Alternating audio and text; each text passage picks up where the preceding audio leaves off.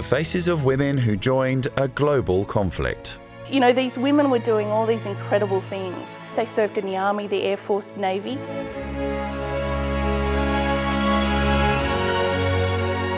Their military service recorded on paper, their pride, excitement and fear captured on film.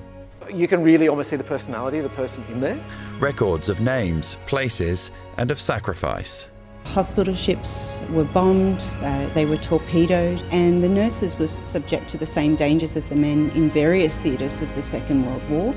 Tens of thousands of stories, untold for 80 years, and now available to all. One of those stories is Merle Hare's.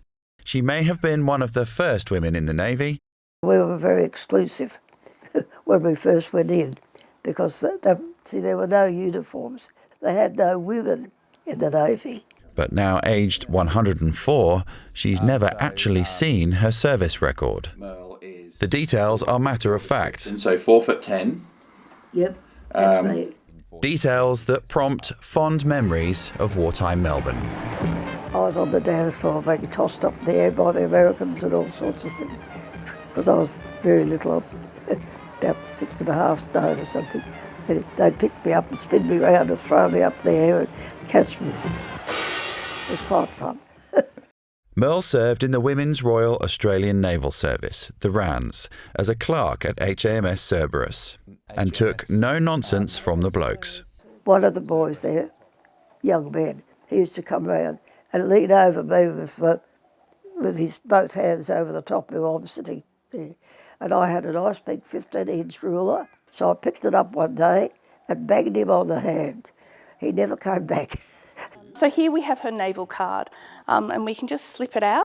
The National Archives of Australia has Merle's original record. So you can see where she was serving, what rank she held at the time. These are really precious records. There's only ones.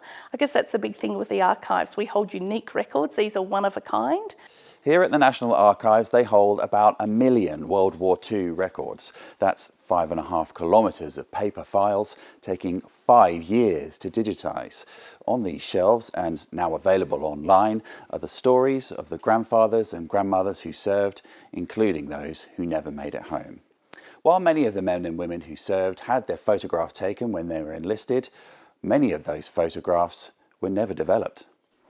These negatives are as unique as they are old. With time, their acidity increases and they'll get brittle and eventually they'll fall apart into powder and no image whatsoever. Where possible, the negatives are repaired, enhanced and saved. This may be the last photo of their family member, their great-great-uncle, their great-great-aunt, before they went off to war and possibly never came back. So it is a really great opportunity to give back to the broader Australian community these images of people who have served their nation. From 1941 onwards, 60,000 working-age women enlisted in the military, albeit at half the pay of men. It was quickly discovered that given the right training, women proved that they were capable of doing anything. Anything and everything.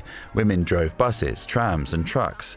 They built aircraft and boats, worked as engineers, staffed coastal gun emplacements and decoded ciphers. Australian womanhood is splendidly doing its bit.